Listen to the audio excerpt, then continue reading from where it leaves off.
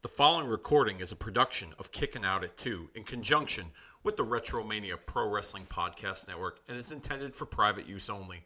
For more information, head on over to facebook.com/Kickin' Out at 2 or our Twitter handle @Kickin' Out 2, along with searching Retromania with a W on any and all podcast platforms available to listen to archive shows such as this and all the great content of the Retromania Pro Wrestling Podcast Network.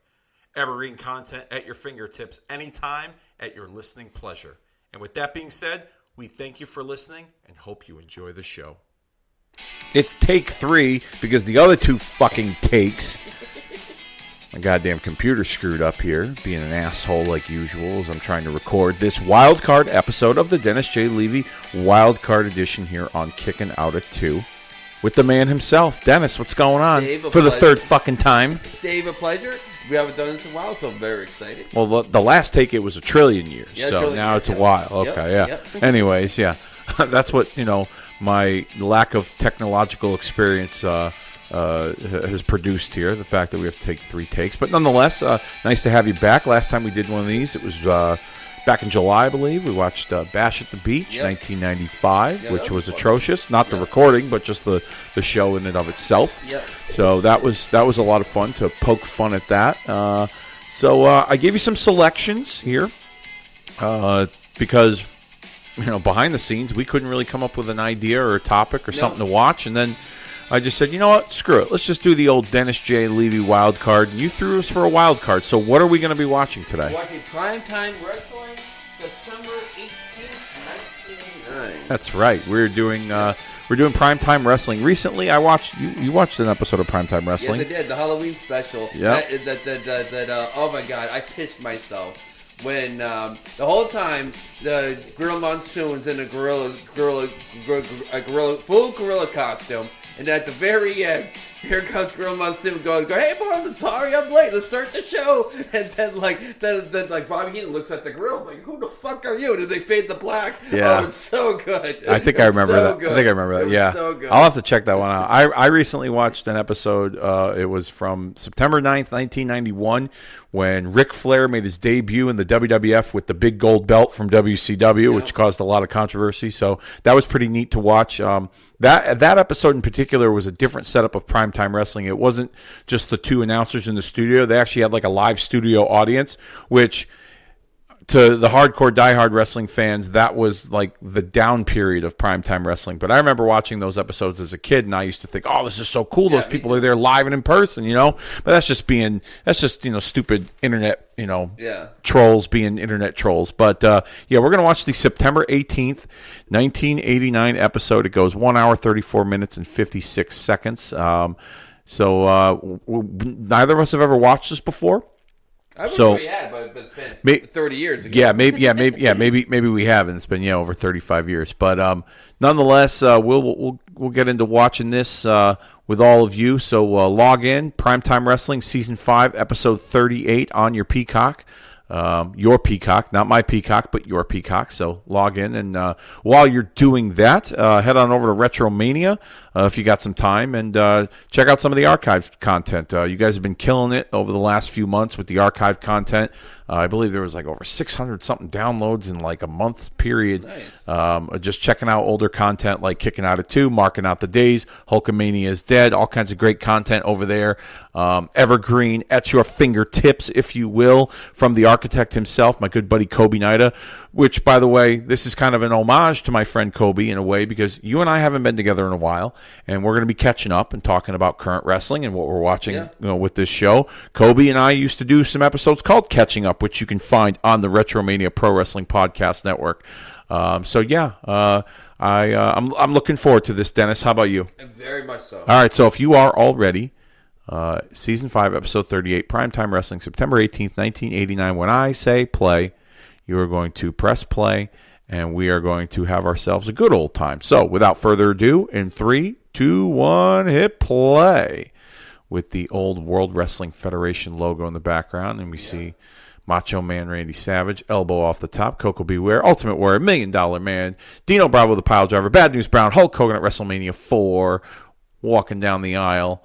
and the Prime Time Wrestling logo. Big Boss Man with a clothesline. Andre the Giant smiling. Honky Tonk, Hacksaw, Beefcake, Jake the Snake DT, Rick Rude kissing, Hercules with the backbreaker, Brother Love, Bret the Hitman Hart, Rick Rude neckbreaker, Jim the Anvil Neidhart, Jake the Snake, The Rocker, Slick, Demolition, WrestleMania 3 crowd with Roddy Piper and Gorilla Monsoon as your hosts. Yes, this was the brief period of time where Bobby the Brain Heenan was not on the show because of his storyline rivalry. Oh, wait a minute. There he is.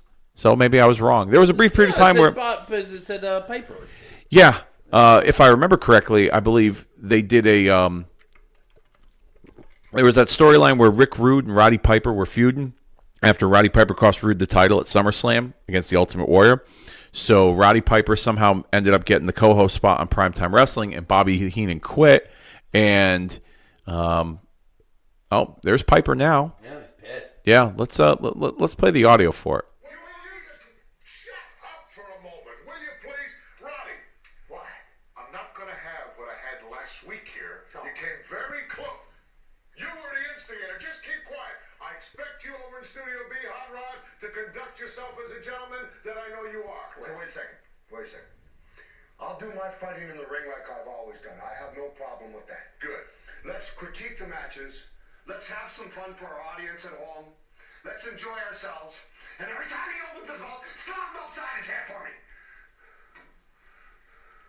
Deal? You don't want to see that happen, do you? I just want to do my part. I don't mean any trouble. Oh, no, not whatsoever. You're the biggest instigator I've ever met in my entire life. We've got a tremendous program lined up for you here this week on Prime Time. Features Tito Santana against the Widowmaker, a whole lot of other interesting guests, starting off right now with the Ultimate Warrior. put him in his Is it place, Continental didn't Champion?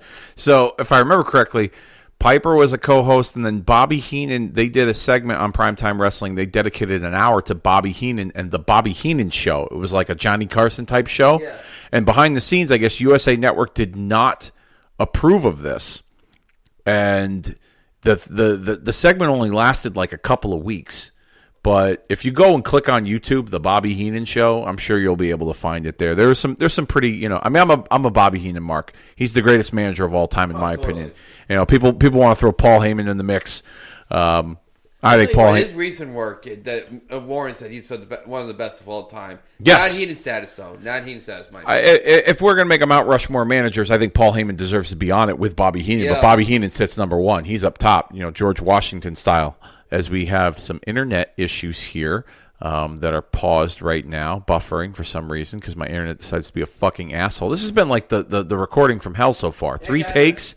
Yeah. So if you guys are currently experiencing the technical difficulties like I am, you can pause it at 3 minutes 2 seconds as it buffers here. And Dennis and I are just going to keep going. So you haven't been watching much wrestling lately, right? Just a little bit here and there. Yeah, it's football season. The Mets are good. Wrestling has no shot in my universe right now. Okay. So, but you did say on the car ride over here that you had some. I've been watching matches here and there. Yeah. Match shows. I know nothing about storyline. I saw the last 2 matches I saw were the cage match between Solo and Cody for the title, and Hangman versus Swerve. I don't think that was for the title, right? That was just a street fight or whatever. It was like a non-sanctioned, like lights out cage match of some kind. So those are the last 2 wrestling matches I watched. Okay, so what did you think of that Swerve Hangman cage match? I thought it started off fantastic, and then it got into it, and then it went down the deep road of shit that had I don't know that I liked the violence, and then they took it too far, which made it look fake. Well, I mean, they used the syringes. The syringe, like that's just like that turned me off. All right, so my internet seems to be working again here. So if you've paused it 3 minutes and 2 seconds, you can press play right about now. All right, Ultimate Warrior putting a beating on this guy. I'm sure this match is going to be fairly short. I don't even know who this guy is, but that Hangman. I didn't watch the match, but I did see some highlights, and they made the old ECW look tame. With ECW, you're a big ECW guy. You had the tables and the chairs and, flaming tables and thumbtacks and all of this stuff, and there's a place for that. But I mean, a syringe. Yeah. What It took What the does that have Raider's to do mouth. with the story itself? I don't get it. You can tell it was like a real syringe too, and it like stuck in his gums. It was the stupidest thing you ever saw in your life. Well, I mean, I guess we all shouldn't be surprised because the first match they had last year on pay-per-view, Hangman or Swerve, one of them was bleeding, and they let Swerve was bleeding, and he grabbed Hangman's face as he was lying down, and he let the blood drip into his mouth, and he opened his mouth, and he spit the blood back in his face. Like, Yeah, I mean, was disgusting. like, yeah, that's just that takes it over the line here. Wow, you would never do it in a real fight. No. That it makes it look cartoony. Well, I mean, in a real fight, there's no ropes, so you wouldn't be running the ropes and sending your opponent into the ropes either. True. But at the same time, I mean, there's some point we do have to suspend our disbelief. That's what I mean. That takes me right out of it, in my opinion. But when you do something so abnormal, I like to pretend that a good wrestling match takes you away, and you believe what you're seeing. Yeah. When you put in no fight I've ever seen in my life, where you drink people's blood, where you take a syringe and put it in their gums, Yeah. and I mean, I get the weapons and stuff, like, in wrestling matches, but yeah, that was just kind of taking it way too far. Like, and there's not much of AEW I do watch because I just can't get into it as it's much. horrible, bro. I'd like to know what happened from the AEW when they started in 99, 98. Excuse me. Yeah, where are you going? 2019, 2018, wherever the fuck they started their federation. What happened to that great product that I fucking loved then till now? What Fuck happened? I think it's a combination of things. I think they got too big for their britches. They signed way too many people, and they took on too much, and they don't know. Like, look at we've talked about this to death, so like I'm not going to get too far down the rabbit hole. No, I mean, I don't mind talking about it, but Warrior here with the victory. We're currently at right now, for those of you following along, we are at 5 minutes 48 seconds and counting. Yeah, what's this? Warrior What a dick! dragging him under the ring. What is that about? I've never seen that before. Usually a standard Warrior match is your the hip swivel for Rick Rude after he won the Intercontinental title. But nonetheless, there's not much of AEW I do like, but Swerve and Hangman were two guys that I got into their rivalry a little bit, and now it's just like really like gone too far. Like Hangman burning Swerve's childhood home down, like there was just things that I could not get behind. But their matches itself were pretty fun to watch until I saw the clip of that one. Now, I still haven't seen it, so I'll have to check it out for myself. I meant to watch it last week, and I just didn't have the time. But, yeah, I think it's a combination of, like, there's just too much going on. There's too many guys on their roster. They got Ring of Honor, too. I mean, that's not it's not the Ring of Honor of old, clearly. No, know what it is? It's just jobber matches. Yeah. And I can't get into it's. There's some things I will go out of my way to watch. I like Bryan Danielson. I like Cesaro, Claudio, FTR. But, like, they signed way too many guys. Like Andrade. What did they do with Andrade for 2 years? Nothing. Okay? Rusev, Miro. What about him? Yeah. Nothing. He should have been, like, they should have righted the wrong that WWE did with him, and they didn't. No. Keith Lee, another one. Keith Lee. I tell you what. Exactly. If Keith Lee, Rusev, if they leave and go back to WWE, I guarantee you they will have the Triple H and his current regime and management and creative will right the wrongs that the previous management did and what Tony Khan is doing. And then the women's wrestling too over there. I will say they have tried to develop some newer stars from the women's side with like Mariah May, the timeless Tony Storm character. I'm not really big on your girl Sasha. I'm not big on my girl Sasha either. Yeah, I don't think it's working. Yeah. That's just me personally. I really don't think it's working at all. So I haven't been keeping up much with that. Oh yeah, she's stinking up the joint right now. I mean, I know she wrestled Britt and they had a decent match at the pay-per-view, but I hate to be a homer, but WWE has been on fire. They just have. Yeah, like their absolutely. consistency with storytelling, their pay-per-views or their PLEs they call them. We're going to get the return of Saturday night's main event. Oh, we got a clip here of Roddy Piper pretty much abusing Brother Love with Bobby Heenan there from the Brother Love show. Is that shaving cream on him or something? Maybe, yeah. I don't know. I don't know exactly what that is. But I'm assuming Rick Rude's going to come from behind and attack Roddy Piper here. I mean, we don't know for sure, but let's play the audio.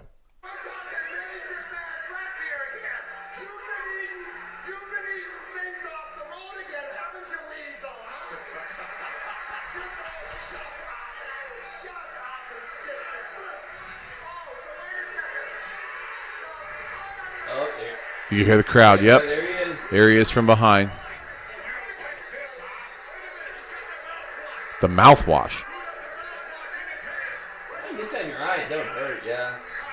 How come you ain't laughing now, McMahon? Yeah, I wouldn't want mouthwash in my eyes. That would hurt. We heard that familiar voice in the background, Jesse Ventura, who just recently signed a Legends contract with WWE. I don't know if you heard about that. No way. Yeah. You think he has one pay-per-view left in him, the call? Well, I would love that. I know that you haven't been keeping up currently with what's been going on, but they just recently, as of yesterday, because today is September the 18th, 2024, September 17th, they announced the return of Saturday night's main event coming in December. He has to do it. Come on. Yeah, exactly. He has to do I it. think they'll bring him in for a cameo. Like they'll let him call a match with like Corey Graves and Michael Cole or whoever they put in the booth. Yeah.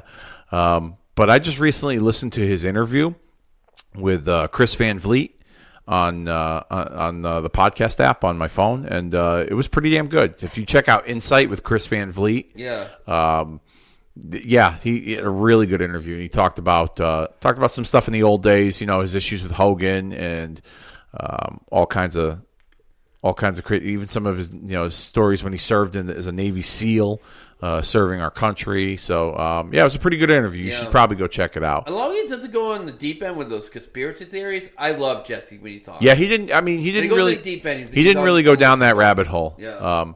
As we see, Rick Rude still putting a beating on Roddy Piper. We saw a shot of J.J. Dillon in there. Who I never knew he was in the WWF. He worked behind the scenes in like their talent relations kind of role. But yeah, Rick Rude with Bobby Heenan here. Let's play the audio. Yeah, The world about personal hygiene. But you made a mistake. You didn't scope out the situation. And I told you, Piper, he who laughs last laughs best. Well, let's have us a party then, Road, huh? You think you're the first guy ever hit me in the face, huh? You think you're the first guy ever put mouthwash in my eyes? You're right. And you'll be the last. You want to party? You want to have some fun? Everybody pays a piper. And you go learn one thing, Bubba. You don't throw rocks at a guy who's got a machine gun. That's my favorite Piper line. Not the "you think I got the answers, I changed the questions." The "don't throw rocks at a guy holding a machine gun." that is pretty good. Yeah, I've actually said that to the inmates before when they run their mouth to me about random stuff. I'd be like, "Don't throw rocks at the guy holding a machine gun because I'm the one that's got the key to pop the door to let you out." Remember that. The Piper Rude rivalry just stemming off of SummerSlam when Piper helped the Warrior win the Intercontinental title from him. Ted DiBiase making his way down to the ring here. Man, he was my favorite wrestler in this era. Yeah? Yep. Oh, yeah, you were a big heel wrestler guy. Always. I always thought they were way more interesting. So who was your list of heel wrestlers that you liked during this era? Oh, great question. I mean, you had DiBiase, but I'm sure you had more. Hakeem. I loved Hakeem. Always loved Hakeem. Yeah? I loved slick work. Anyone, it was more of slick, but you slick didn't wrestle, of course. Yeah. Because I loved Hakeem. I loved the Warlord. Like I said, the slick guys. I fucking loved them. So you were a Doctor of Style slick guy. Oh, he was so good. Yeah. It's still this day, though. It boggles my mind. I know I'm kind of switching No. what I'm about to talk about. It boggles my mind. When you watch Hakeem and Slick, when they go down the ring, everyone's dancing. They're shucking and jiving, yeah. Glow. I've seen it. How did they not turn him face, the both of them? They would have print money. That would have been hand over fist money if Hakeem and Slick turned face. I mean, Yeah, it could have been a good, solid mid-card babyface act. Yeah, I totally think so. By today's standards, yeah. I think everyone would be shucking and jiving. For sure. A Jive Flow Bro shirt, it signed me up, bro. Yes. Yes. Yes, I'd be all about that. Akeem is one of those that's not in my action figure collection. Oh, actually, I'm sorry. No, well, the other set over here, the Mattel set, not the Hasbro, but the Mattel set. The Hasbro I definitely got Akeem. But yeah, those are the easier ones to come by. What were they? The Tower of Power? Twin Towers. The Twin Towers? Yep. Yeah, I fucking love the Twin Towers. Twin Towers. But anyway, yeah, of course, I take it back. Actually, my favorite wrestlers were Demolition. Heel Demolition. You liked Heel Demolition? Heel Demolition, then DiBiase. Yeah. And Akeem? Yeah. Okay. Yeah, the Slick, in order, Demolition, DiBiase, and anyone involved with Slick. I mean, I was a babyface guy for the most part. Hogan, Savage, Jake the Snake, Roddy Piper. Surprisingly, I was not a big Warrior guy, mainly because he beat Hogan, and it's a WrestleMania. But if there were some heels that I didn't mind watching, they were DiBiase here. I loved the Big Boss Man. Yeah. Even as a heel, I liked the Big Boss Man. He was a scary motherfucker. And he was, as a kid, he was intimidating, especially those debut vignettes where, like, he was walking through the hallways of a prison and he's, like, got the nightstick and he's, like, running against the bars of the jail cells. And true story, Bruce Pritchard once told on his podcast that they actually filmed those vignettes in the state prison or the federal prison in Danbury, down in Danbury, Connecticut. Which is it's not a state facility; it's a federal facility. But at one time, I think it was a state facility. I could be mistaken, but so it's kind of ironic and interesting that I had a liking to the Big Boss Man as a kid, and he was a corrections officer, and that's what I do for a living now. Boss Man, DiBiase for bad guys. I wouldn't say I liked Rick Rude, but I didn't hate him.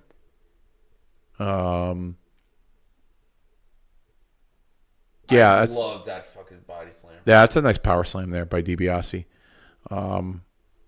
That's that really around this time of year, this era. Yeah, DiBiase, Boss Man, Rick Rude. Those were like the three heels that like I didn't cheer for them, but I didn't boo them either. Yeah.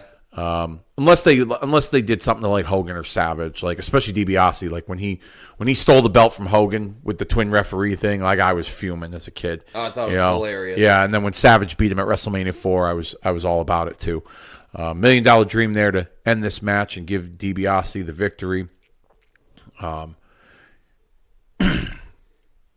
Gee, what else do we want to talk about here as we're trudging along in this this watch along here? That I don't. If DiBiase's finisher was different, you think he could have been the world champion? I always thought that's what held him back. Well, I thought he should have been the world champion. You thought his finisher held him back? Yeah, because you're not going to choke out Hulk Hogan and Macho Man. There's no way they're going to say, "Yeah, okay with that, Vince." So what do you think his finisher could have been? I don't know.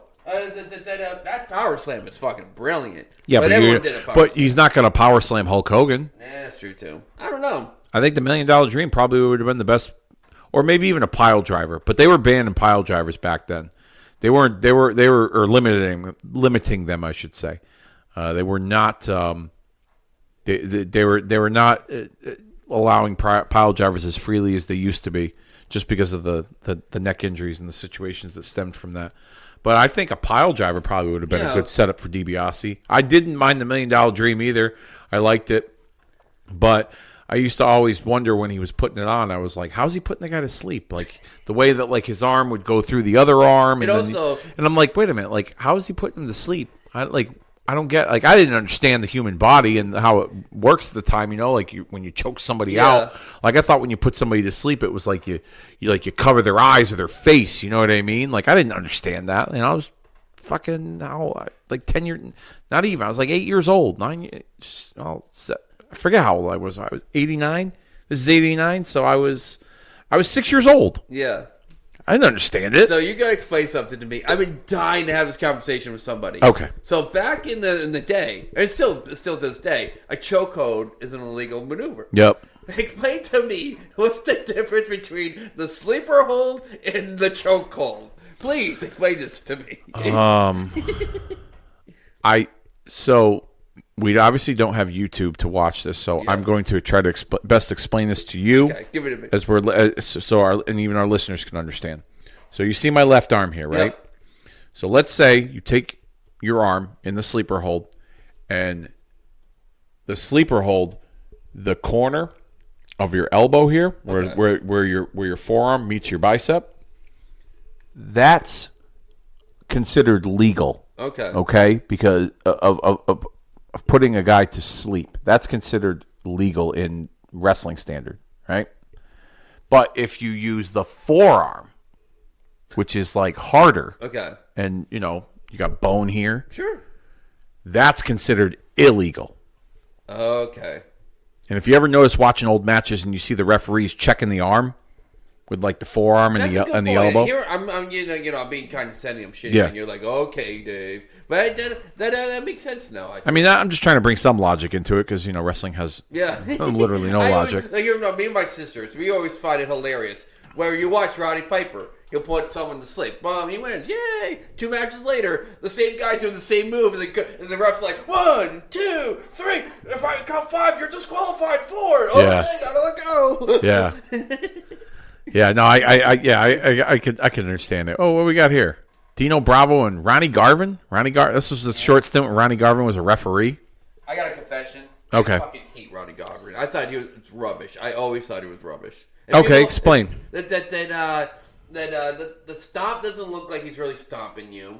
That he lost every fucking match I've ever seen him in. I just never got it. I never got the Ronnie Garvin. I never got it. I mean, WWF Ronnie Garvin or NWA? WWA when even they knew it because when they put the belt on him, it lasted about a month. That's true. They gave him the belt, and then I think Flair beat him for the belt like a month or 2 later. Yeah, something like that. A Starcade. Yeah, they didn't get behind him like that. I mean, it was okay. There are some matches you watch, like with Ronnie Garvin from like NWA, and those Southern crowds are like really hot for him. So, I mean, he obviously was over in somewhere, but maybe not in the land of the WWF where it was different. Yeah. Coco Beware making his way to the ring. Oh, this is supposed to be his new song, right? I don't know. Maybe we can try to play the audio here. Let's see.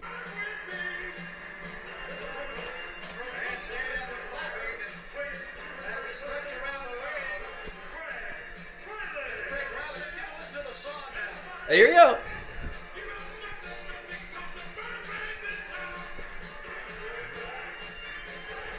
It's fucking catchy. Yeah, that's not bad. Yeah, I mean, I think Coco Beware... It's not going to go on my gym playlist, but it's not bad. Hey, how dare you? This is what I was about to say. That Coco Beware has no right to be in the Hall of Fame. We agree with me, right? All right, so let me ask. All right, so I knew this was going to come up in conversation. What I'm trying to say, though, that song, that's a Hall of Fame. That's a WWE Hall of Fame. Why don't we have this talk then? Why don't we have this talk then? Let's go. We're talking Hall of Fame here. You just brought it up. Coco Beware doesn't deserve to be in the Hall of Fame.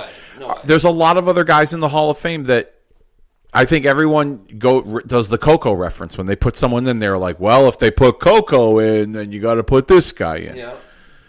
So let me ask you, who else does not deserve to be in the Hall of Fame? Oh, that's the WWE Hall of Fame. All right. Now you're okay. I'm trying to think of the guys. I'll give you some names. Hey, give it to me, please. You know what's all right. The Bushwhackers. Absolutely not. The Sheep Herders. You put them in like the whatever federation was in. I love the Sheep Herders, but not the Bushwhackers. No. Okay. The Godfather. He was so over. Absolutely. Yeah, barely. Okay. Barely. But yes, I was. Now, what's your criteria of going into the Hall of Fame? Going over. You're a good worker. At least if you're over the top in one of the three, like let's say in the Hall of Fame. If you're like, you only pitched the 8th inning, but you did so fucking good in the historical level, yeah, put him in the Hall of Fame. Okay. So I would put like the Godfather. He's really good at he's a He's very over. Yeah, he's very over. Yeah. I thought his work was the shits. Okay. But the guy, oh my God. Oh, Jesus. Speaking of the shits, Coco just tried that brain buster and dropped this guy on his dome. Man, surprised. I hope that guy got an extra $500 for that. Jesus. Anyway, yeah, All right, so Coco. All right, so those are your criteria. So Godfather, no. What about Big Boss Man? He was one I was questionable about, and I was a Boss Man fan, but he was one I was questionable about. Worker, though. Okay, yeah, good worker. He was super over. Okay, what about the likes of like on the female end, Stacy Keibler, Tori Wilson? No, they weren't wrestlers. That's my. I mean, they wrestled, But they were personalities on the show. and they were over too. I mean, like, Well, what hot blonde wasn't during that? Legs. What hot blonde wasn't during that time period? That's true. Sable, Sunny. Sable's not Hall of Fame, yeah. No, she's not Hall of Fame. Oh wow, I'm shocked to hear that. Sunny is. Yeah, but aren't they gonna take her out? I heard that. They didn't take Snook out. They didn't take Hogan out. All right. Snuka apparently killed someone. But that's before. I'm telling you, if Snuka killed that girl and during the Instagram era, there's no fucking way he's in the Hall of Fame. There's no The fucking Instagram way. era? Is that what you're calling it? Or whatever. What is it called? All the platforms, social media. Era. Social media, yeah. If he did that in the social media, era, I'll forget it. way. Yeah. There's no fucking way. It'd be a joke. It'd be a joke. I mean, he didn't even stand trial because of his dementia, because he was unfit to stand trial. Yeah. And then he died literally like a month later, I think, something to that effect. Coming up next, Greg the Hammer Valentine against Bobby Muniz. Or Muniz. Is it Greg Boy in the Hall of Fame? Greg is in the Hall of Fame. Because he would do the worst promos, but man, that guy was a great worker. I think he did it better. I know you're gonna kick my ass for this one, but this is from the heart, and I always believed this. Okay. He did a better figure four leg lock than Ric Flair. I always thought that. Well, I mean, Buddy Rogers was the one that did the figure four before Ric Flair and Valentine. So, I mean, I don't have any ill will against you thinking that Valentine did a better figure four. He was terrific. I thought he was a good worker, but like he was boring as shit in terms of like a personality. Oh yeah, you know, like if you go back and you watch some of his older matches, like his rivalry with Tito Santana is probably something that you should. I mean, have you seen the dog collar match with Roddy Piper at the first Starrcade? Yeah, great stuff there too. Coliseum Home Video courtesy available this Tuesday, SummerSlam 1989. What we got here? Oh, this is great. This is great. You got to hear this.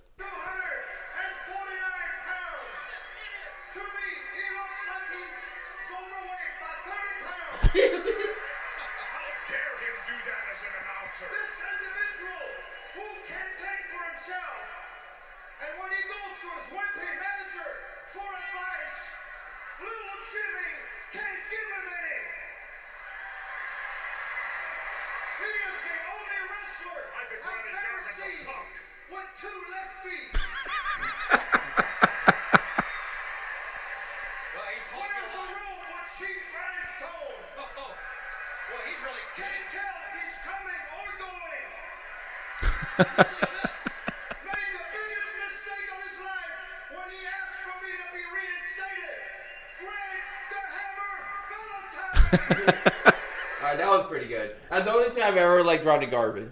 That was the only time. Yeah, that was that period of time where Ronnie Garvin, I guess, was suspended because he did something in a match with Valentine. They let him be a referee. Then they let him be the ring announcer. That was from SummerSlam when Greg Valentine wrestled Hercules, which was probably a barn burner. I got a trivia question for you. Okay. What was the last VHS tape that the WWE ever made? Oh, last VHS tape. Yeah. From the WWE. Good Lord.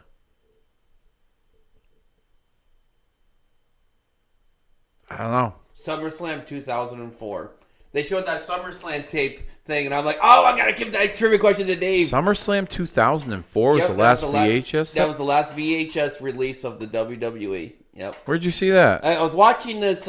These guys, they're from Ireland. They're fucking awesome. They do a podcast called Wrestle Me on YouTube. Okay. And they brought that stat up. I mean, granted, here's But great that they're very popular. Yep. So I highly doubt they would do false information like that. But yeah, I was watching their podcast. Wow, that's pretty interesting. Yeah. Okay. All right. Last VHS. Yeah, I mean, Christ, when I was a kid, man, especially in the 90s, you know. Yeah. 04 was Hogan versus fucking HBK, right? No, that was 05. And then 05. That was the following 05. year. Yeah. I'm pretty sure 04 was the year Randy Orton beat Chris Benoit. But I'm pretty sure that the box had I smoke pot all the time, so yeah. But nothing wrong with that. I'm pretty sure the box had Hogan and Shawn Michaels on it. So 05 was the last. So I know it's SummerSlam.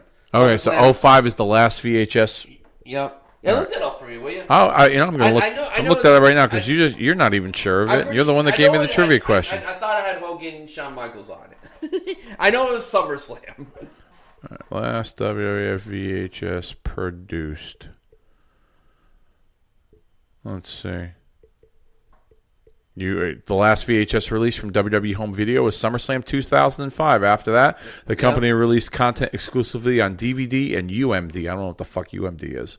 With the exception of some documentaries that were released on UMD until the format was discontinued, WWE Home Video closed in 2023. I thought that was kind of interesting. That is very interesting. Yeah. And I just saw SummerSlam, and I'm like, oh, light bulb. Yeah, there you go. I like it. Yeah, when I was a kid, man, the VHSs. I mean, I didn't get every pay-per-view. I got the ones that I really begged my parents to see. You know, even though there were ones where I asked and they said no, that I wasn't dying to see.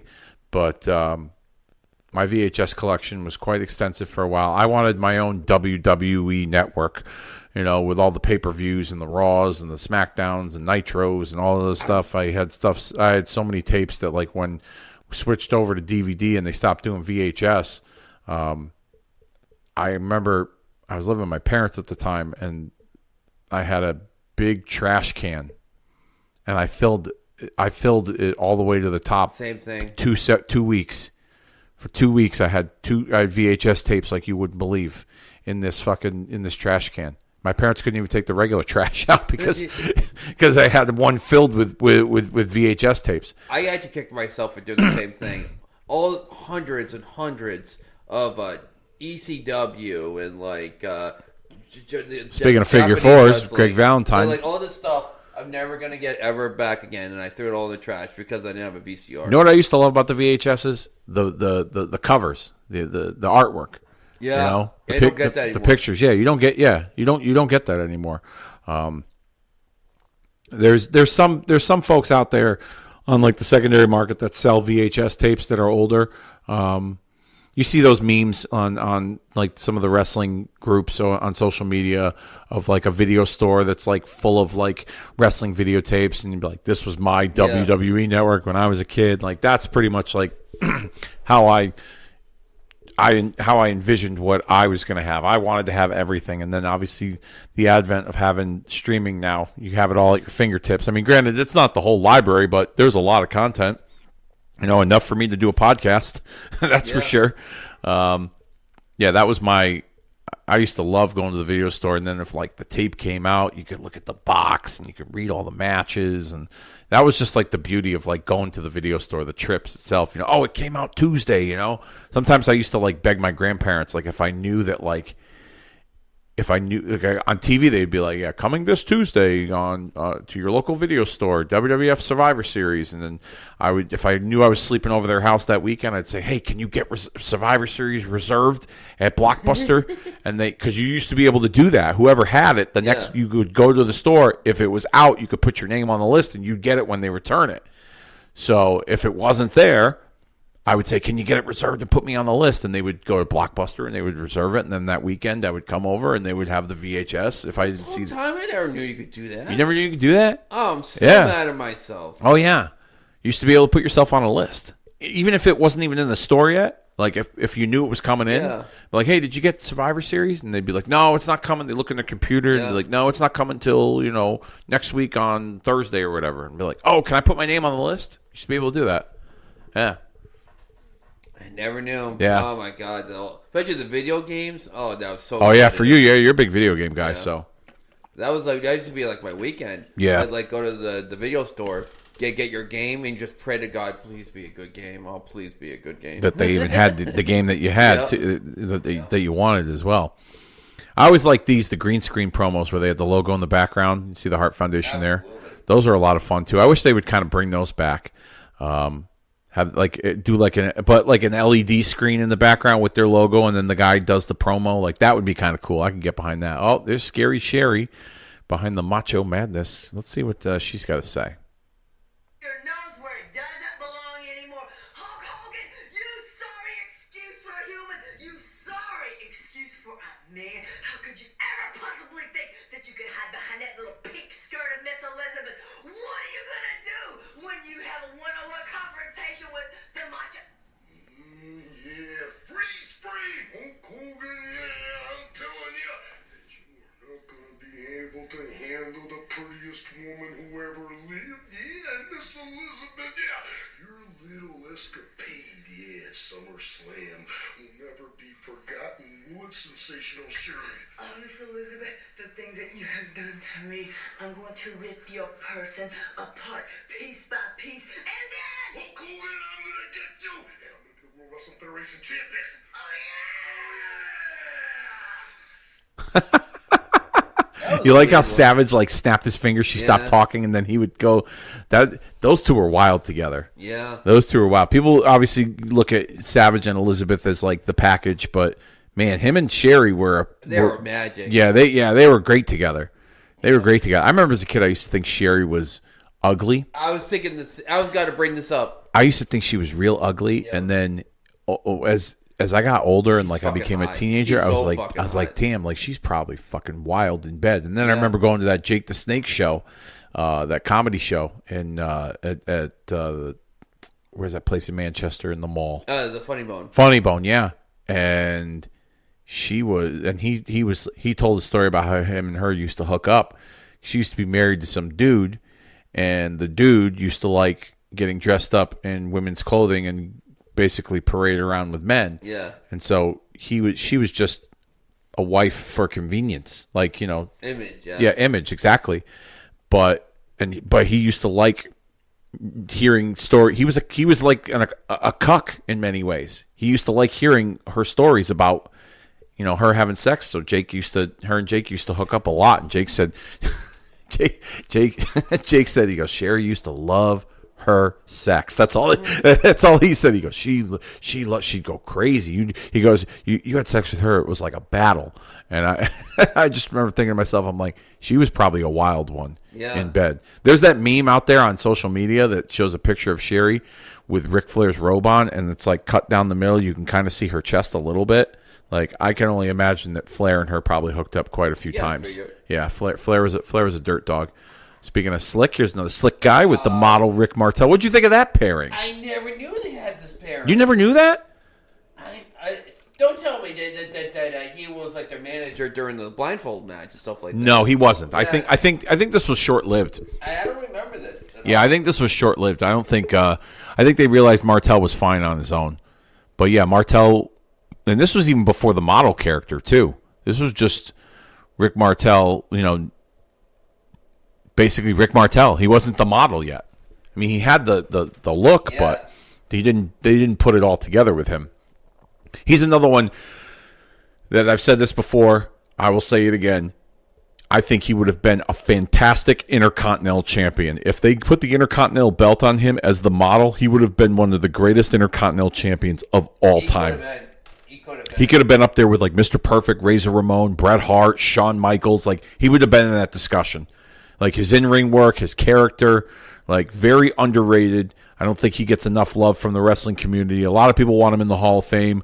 From what I understand, I think I heard this once on Pritchard's podcast that he's got really no desire to be involved in anything wrestling related.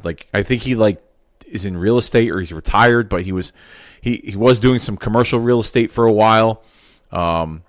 And he's in his 70s, and he's just or late 60s, early 70s. He enjoys his life, so he doesn't need to go back. So, but if they ever put him in, I'd be very happy. I think it's very well deserved. He's one of those that I don't know, for whatever reason, there could have been so much more, in my opinion. I would 10,000%. And he gets, oh my god, he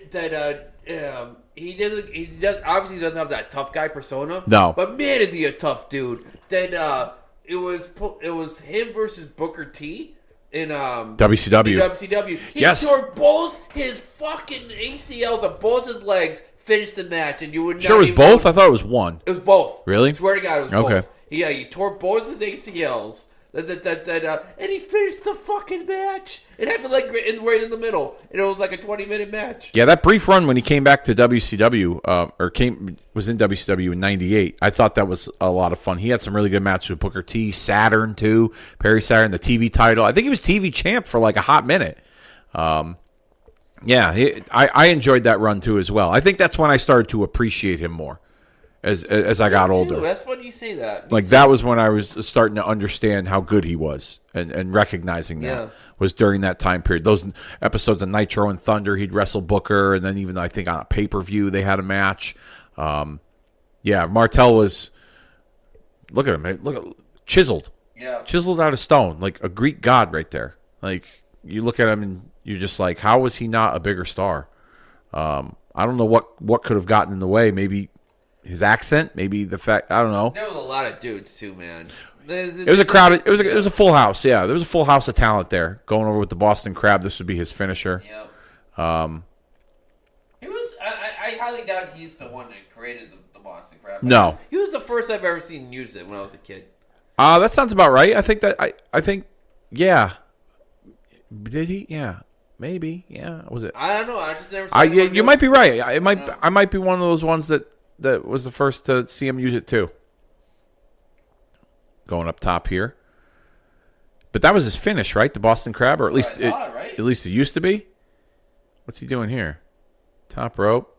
I always thought his finisher was the Boston Crab. Knee to the throat. Is that how he's ending it? The Mandela effect. I don't know. Okay, interesting. Got knee to the throat off the top rope for the victory by the model Rick Martel over the slickster with the slickster. Why did the jobber have to kick out at 3? They're like, come on. Look at he's shucking and jiving. The kids are even getting into it. That's what I'm telling you. You were talking about it earlier. I know they made him Reverend Slick or whatever, but the ship has the ship left the port. Yeah. Man, they put if Slick was a babyface in this era, he would have been so fucking over. Yeah, that Slick, not the Reverend Slick, where he like tried to save Kamala. Like I thought that was a waste. Like I liked Slick. That was when I didn't. I liked Slick as a kid, but that was when they turned him into the Reverend. That's when I thought like, yeah, he was better off being, Jive Soul Bro Slick. You know what absolutely. I mean? Like, but I agree. If him and Akeem could have been a good mid card babyface act with the dancing, like you said, you saw the kids dancing. Like, and I'm surprised too because we've all heard the stories over the years of how much Vince used to micromanage his programming. Okay, all the way up until he got ousted recently, and we'll talk about that in a minute. I'm surprised that they even allowed showing those kids dancing to Slick dancing because you're trying to depict Slick as this slimy weasel of a heel manager with Rick Martel. I'm surprised you even showed those two kids shucking and jiving. You know what I mean? Oh, we're going to play the audio for this. I believe this is the Brother Love show here. Let's play this.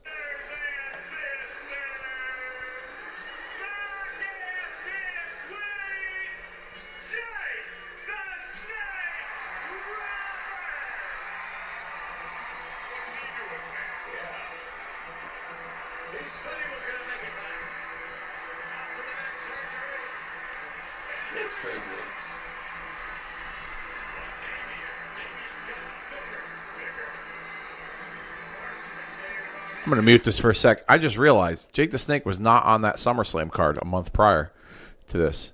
It's some kind of neck? Yeah, they just said neck surgery, so I didn't realize that. That's a great SummerSlam, and he wasn't on it. Anyways, let's play back.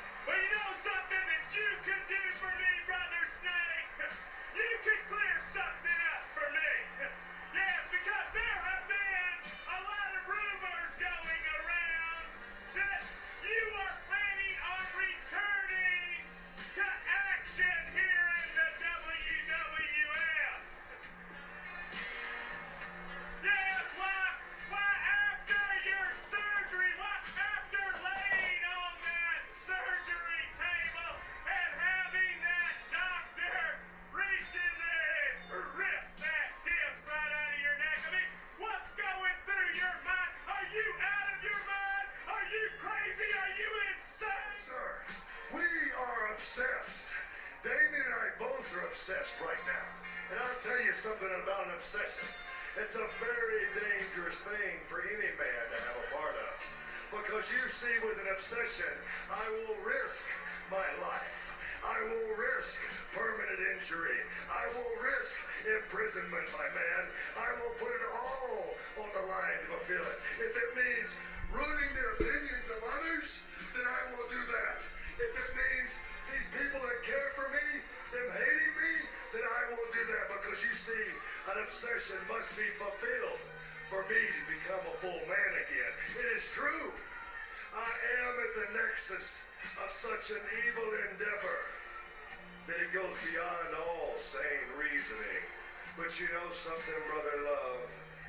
Even without that disc in my neck, we still have the DDT. Oh, yeah! Yes! Correction, Brother Snake! You had the DDT, yes! Perhaps when you were 100%, you had the DDT! But you are no longer 100%! No, you are not! And not being 100%, how effective will the DDT be? Can you even apply the DDT? I guess I could show you. I guess I could show you. But I'll tell you something, brother love. If I've only got one DDT left in this poor, helpless body, the one with the numb fingers, the one with the stiff neck, the one with the weakness in the arm, then let me save that DDT for Ted DiBiase, the $1 Million Man. And then you can ask Mr. DiBiase and get him to testify to the fact that when he put his hands on the snake, there's still a man right here. Did they have a blow off? I don't remember DiBiase versus Jake the Snake. It's WrestleMania 6 for the $1 Million Championship. Really? God, I don't remember. And you want to and you want to know that? Well, it started from this and it continued on, and then excuse me, and it went to WrestleMania 6, and that helped start the babyface turn of the Big Boss Man, because DiBiase wanted to enlist in the Big Boss Man to. I think Jake stole the $1 Million belt from DiBiase, and he used to keep it in the bag with Damien. That's pretty funny. And he tried to enlist in the Boss Man to do it and pay off the Boss Man to get the belt back from Jake, and then get it from. And that's when Boss Man started to turn, and he wasn't going to be doing the dirty work. And Slick was kind of driving that train home, like, no, you got to do this for the money, blah blah blah. And then that's what set up Boss Man and Akeem.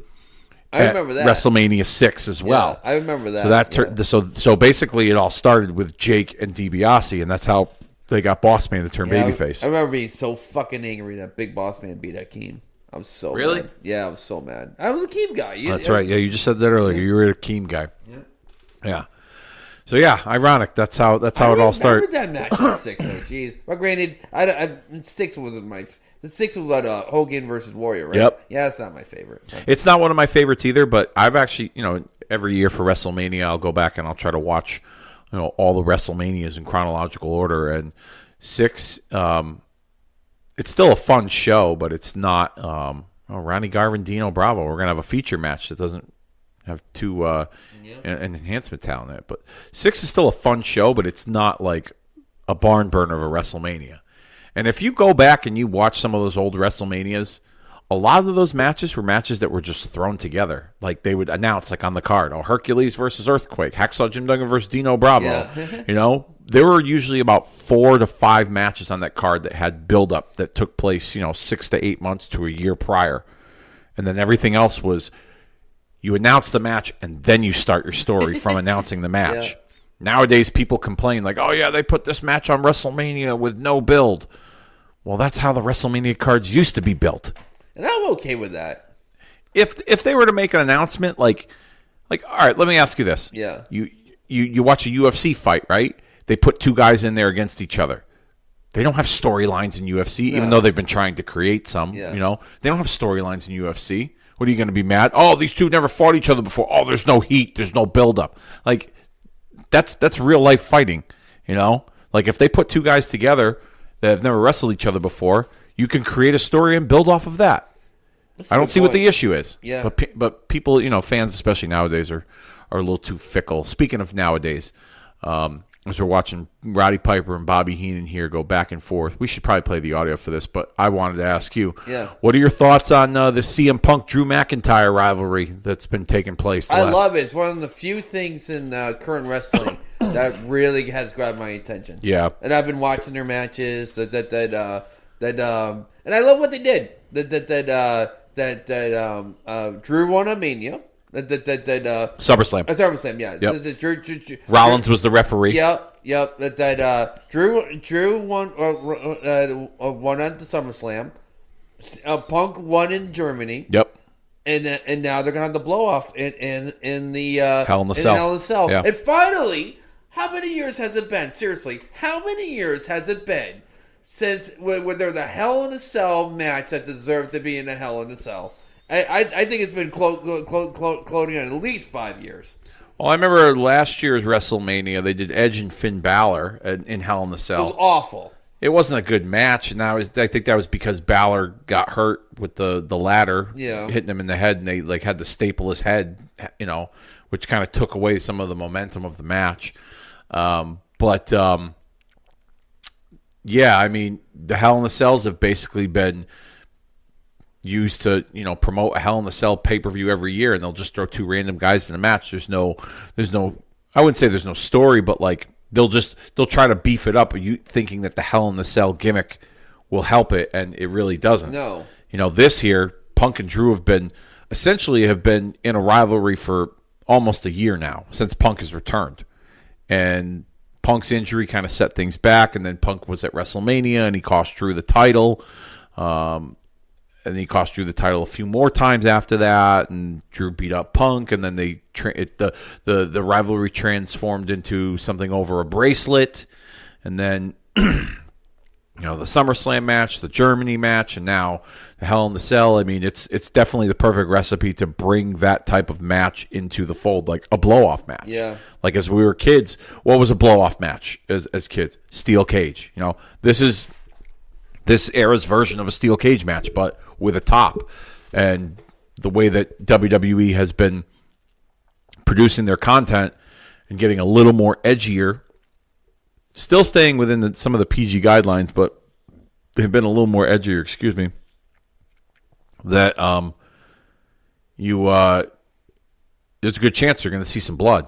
I mean, we saw some in that Cody solo cage match the other night on SmackDown. You watched that, right? I did. Yeah. So I won't be surprised if you see some blood occur in this match between Punk and Drew. But yeah, it's nice to see that they're bringing that concept back. You have to put color. Yeah. You have to. Yeah. I'm not saying every day or every match or every show, but like a match like that's going to be a blow-off. As much as I love ECW, there are times where I'm just like, they're just going to do color just to have color. That's stupid. Yeah. That's also AEW for a while. Every John Moxley match he was involved in, he was cutting up. Yep. Even if it wasn't even if it was just a regular standard wrestling match and there wasn't like a no DQ stipulation, he somehow found a way to bleed. Like, Yeah. Like come on. Like it was it just became too much. So yeah, I'm looking forward to that match. I'll be honest with you. You know how much I did not care for CM Punk for a long time because of just the way he conducted himself, outside of wrestling and in his interviews and how he treated fans and all this other stuff. And but I said to you before he came back that if he never came back, I'd be all right with it. Yeah. And the only noteworthy thing he did in AEW, in my opinion, was the stuff with MJF. Everything else was, I mean, he was hit with the injury bug a couple of times. Everything else was just kind of like, eh. Yeah, him and Moxley was awful. The stuff with him and Moxley was not that great. Yeah, I'm trying to think what else he had. He had that dog collar match with MJF, which was wild. Yeah. That rivalry with MJF was probably the best. I liked the stuff he did with Eddie Kingston too. Even though they only had one match, I liked the stuff he did with Eddie Kingston. But other than that, everything else that he did was just kind of like, whatever. Yeah, I'm with you. So when he came back, the crowd exploded. that was when they were receiving their highest ratings when Punk was when Punk was on their show, and then when Punk got fired, things dropped off for them. Like poor Chicago though, seriously. AEW was literally picking them up upside down and shaking them for their quarters. It's like, Jesus Christ, can you go out in Chicago for fuck's sake for 10 minutes? I know, right? Yeah. That was a pretty awful way to. That whole drama, I'm not even going to... We've talked about that 100 times. Don't need to get into that. But like I've said, if he never came back, I wouldn't have lost sleep over it. But since he's been back, he's been a welcome addition to the programming. And I think it's not... I'm a big fan of somebody always getting like a proper send-off or like going out on their own terms. And I think this is the best way for him to go out, is to go out, in WWE under this version of management. Because I don't think he would be afforded this opportunity had Vince McMahon been in control. I don't know. And Vince McMahon, he understands. He sees dollar signs when he sees CM Punk, so he would have done something. I think he would have done something, but I don't think it would have been. I think it would have been more controlled under his, micromanaging. You're absolutely right. Which, by the way, while we're on the topic of McMahon, and next week. That 6-part docuseries on Netflix is coming out. It's fucking... you saw the trailer for it? I always get his name wrong, but Simmons. Bill Simmons. Yeah, he's so good. Is good. it Bill or Fred?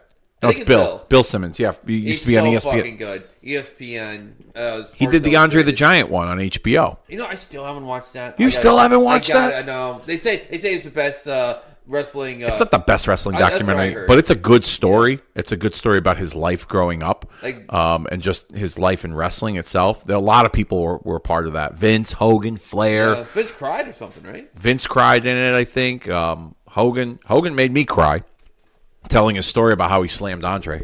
I ever tell you that story? No, tell me. I watched it. Yeah.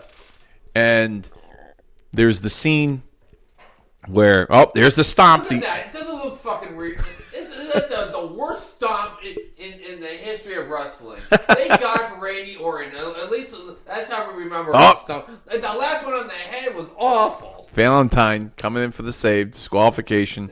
Ronnie Garvin with the victory. Valentine and Dino Bravo. But what's his name? So there's a scene in the documentary.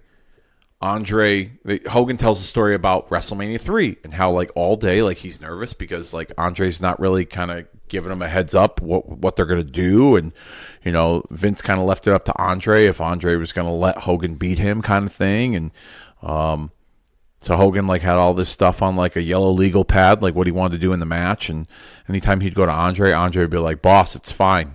Boss, we'll take care of it out there." Hogan's trying to go to Vince, and he's trying to go to the other agents. Like, what's his mindset? What's he want to do? And so then Hogan's reading off what they had planned on the yellow legal pad, like that was written down. Yeah. And then they're going back to clips of the match. Like, all right, I hit the ropes, tackle, then I go for the slam. He falls down, and my referee counts to 2, kind of thing, right? So then Hogan, like, they build up, and there's like this dramatic music in the background, and like they build to this crescendo where like when Hogan slams him, like the music just like it reaches this crescendo, and it like this dramatic like orchestra music is playing like in the background, and I just remember I started crying watching this, and I was like, what has come over me? And the only thing I could think of that like made me cry as I'm watching that portion of the documentary was I went and saw WrestleMania 3 in a movie theater with my father, and I don't know, maybe I was just being nostalgic because I'm older, like I don't know, but I was just like, it just took me back and just like took my breath away, and not to be cliche, that this was the way that Hogan had told, the way that the whole segment was produced in the documentary. So if I were you, make the effort. I don't know if it's on. Do you have HBO Max? Not anymore, but. Do you have Peacock? No, not anymore. You don't have that either. Yeah. So if I ask you to do some homework, you can't even watch something on Peacock. I then. Uncle Kirk, I could find someone to find it. YouTube has fucking everything. Okay. All right. But yeah, I just didn't have justification anymore. I looked at my bank statement, dude. It was like $200 with all the other stuff that you had. I got Hulu TV. I got rid of that too. Actually, it was $80 for Hulu TV right off the cuff. Yeah. And you had everything up. It was like $150. You know what I mean? I'm like, fuck. We have a lot too. Like I'll be honest. Like we have we have YouTube TV, Peacock, Paramount Plus. My wife's got the Hulu bundle with but not the Hulu TV, just like the on-demand, like the $5 one with ads. That Disney Plus, which we don't ever watch, and ESPN Plus, which we don't ever watch. I don't know why she still got that bundle. She could probably hockey season. I'll get ESPN Plus back, and then I need to watch my hockey. Yeah, and then my wife's got Netflix, but she wants to get rid of it. But I'm probably going to take it on just because Raw's going to Netflix in January. But she's got the ad, the one with the ads. I'm going to get the ad-free one. I don't care if it's like $20 or whatever. I'll pay it because. I bet you with the WWE coming, I bet you they're going to jack the prices for sure. I wouldn't be surprised if they did jump the prices up a little bit slightly. But between that and then what else? Netflix. We don't have Amazon. We don't have Apple TV. So yeah, between all of that plus what our internet costs us, like it's like having cable again. Yeah. The only difference is that you can get rid of these things and you're not on the hook for them. Like if you're like with cable, you're locked into a contract. You know what I mean? Or and satellite. Fuck those fuckers too. Your first year you get it for $20, and then bloop after that it's $80. Well, they jack the prices up like during the middle of your contract, even though they say it's like a set rate or whatever. Oh, hey, look at this Mega Dream Dusty Rose baby with the polka dots. Let's play the audio for this baby.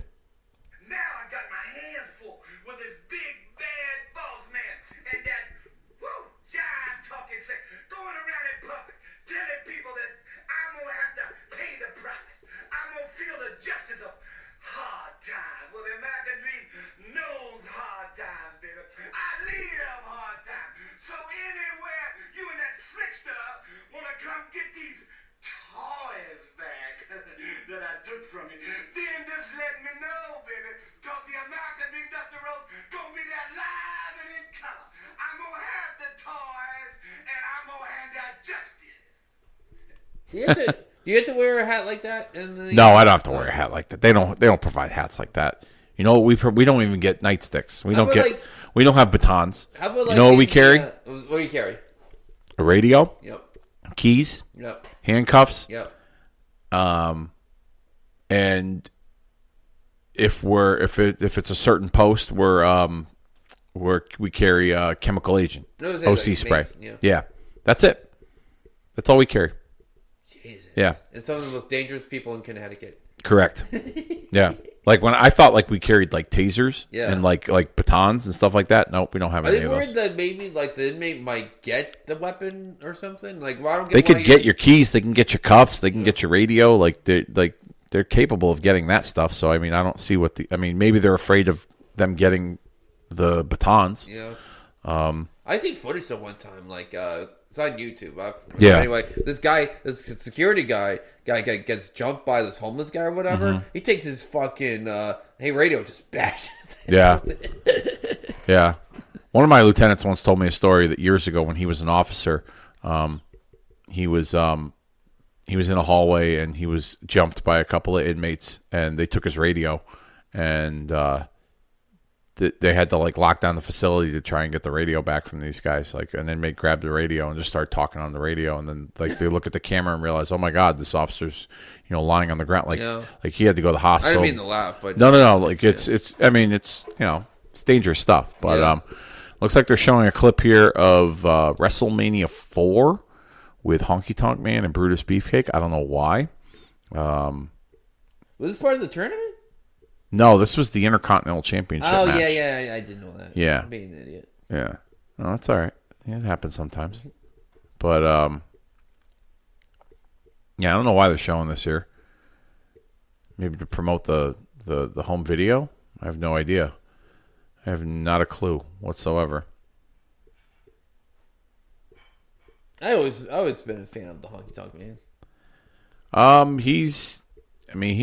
He had a fun gimmick during its time period. I don't think it would. Well, I don't know. Like, there's still Elvis impersonators out there that like go on the road and have their act. Not as big as the ones where like the '90s, you just saw all these. They were Elvis everywhere. Impersonators. They were everywhere. Yeah. I mean, Vegas was loaded with them. You know, I'm sure. I've never been to Vegas. Actually, my wife's going to go in October for a work convention. But why would you do your work convention in Vegas? You're asking for trouble. I don't know. She's going for so she does permanent makeup. Yeah. And it's like a form of tattooing. So what she's doing is she's going to a convention to learn how to tattoo areolas for breast cancer victims that lost their areolas when they removed their breasts. Cool. So she's going to learn how to do that. So she's going to be there for about like 4 or 5 days, I think, in October at some point. Yeah, so I'm going to be like Kevin McAllister in Home Alone and eat all the junk food and, you know, go through her private stuff and things like that. You know, jump on the bed and, you know, hope Buzz doesn't kill me because I saw a picture of his girlfriend, you know, stuff like that. You know, Home Alone references for those of you listening out there because we've really jumped the shark on this episode. And anyone who thinks Home Alone 2 is better than 1 is a fucking idiot. And they're out there. They're out there. I don't get it. Speaking of that, I think they just went on sale recently, but at the Oakdale in Wallingford, you have the opportunity to watch Home Alone with Macaulay Culkin in the amphitheater. No way. Yeah, and then he'll do like a question and answer session afterwards. I wonder or like if before. falling through hard times. Yeah. Now, I heard he's kind of on the comeback. I heard he's been doing a lot better. What did I see him in? A couple years ago. He me did and a- ex-girlfriend were watching. He did a Super Bowl commercial for Google where he like had like the Google whatever their version of Siri is, you know, like the Google thing you talk to. Yeah. Right? He did a Google what's commercial that, for something like that, or maybe something like that. And he was talking to it, and it was in the house that they filmed Home Alone, and so like the door would open or the dishwasher would turn on, Oh, or that's you know, so like cool. like you know, and like all the famous Home Alone booby traps that you know were infamous for the movie. Like he would like you know turn on such and such. Speaking of which, here's your boy Akeem. Akeem. Let's play the music. He's not dancing though.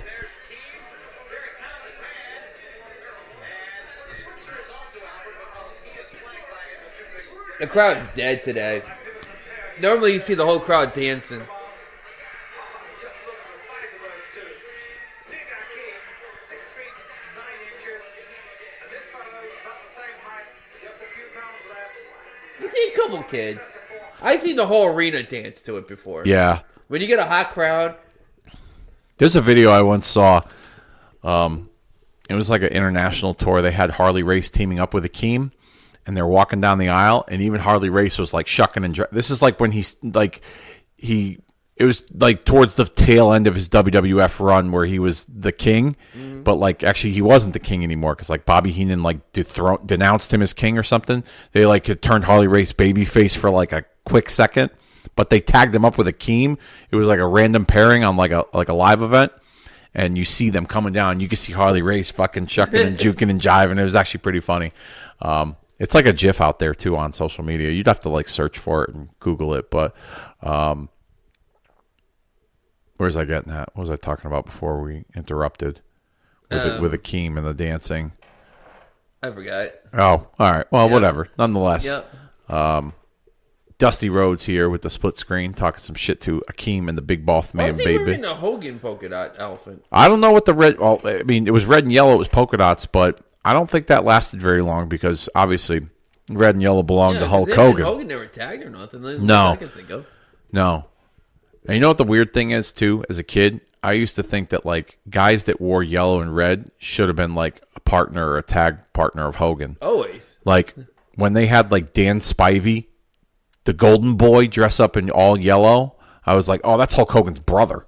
Because he had like the long blonde hair. Splash for the victory. This one's over. Dan Spivey being in, like, It was like WrestleMania 2. He was in the Battle Royal and he had like all yellow and like the golden blonde hair. Really? Yeah. I just remember the only I obviously remember. Oh my god, why am I trouble? What's the Cape Fear gimmick? Waylon Mercy. Yeah, Waylon Mercy. I Yeah. remember Waylon Mercy. That's about it. I don't remember. Remember when he used to tag with Sid? Yeah. When they were the skyscrapers? WCW. Yeah, skyscraper. Yeah. Yeah. That actually, truth be told, the first skyscraper team that I know of, it was Undertaker and Spivey.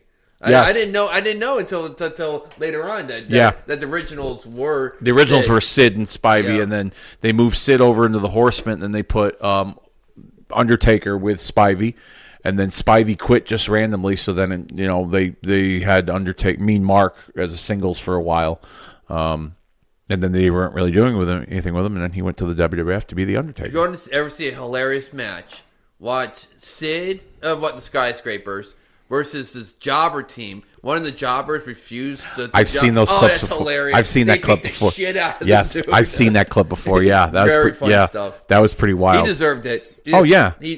You're getting paid to do a job to make somebody look good. Like, the least you can do is do your job. Like, I don't know how much those guys were getting paid back then. Like, I've heard like upwards to like, a few $100. Yeah. $400 or $500, and then they get their airfare taken care of, kind of thing. But a lot of those guys used to make a lot of money just being, enhancement talent. Barry Horowitz made a career out of it, for so long. But yeah, I've seen that video before. Sid and Spivey, they just beat the shit. Even after the bell rang, they still continued to beat the fuck out of that guy. It was pretty bad. But let's play the audio here for Gorilla and Piper. Well, now you talk about Never mind. It's Sean Mooney. We'll keep this on. Then the Rockers, Shawn Michaels and Marty Jannetty will immediately come to mind.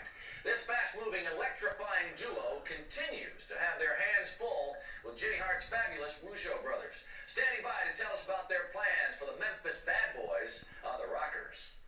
Well, I tell you what, things are really heating up in the World Wrestling Federation, and everything's reaching a fever pitch, and the Rockers are right where they like to be, right in the middle of things. I tell you what, some old buddies of ours are the World Wrestling Federation Tag Team Champions, and we're talking about the Brainbusters, a score that wasn't quite settled now, was it? I tell you what, when we get finished with the Rougeaus, you guys are next on our list, isn't that right? That's right. You know, we couldn't be any happier for you being the tag team champions. But I tell you what, you can tell everybody what you want to do.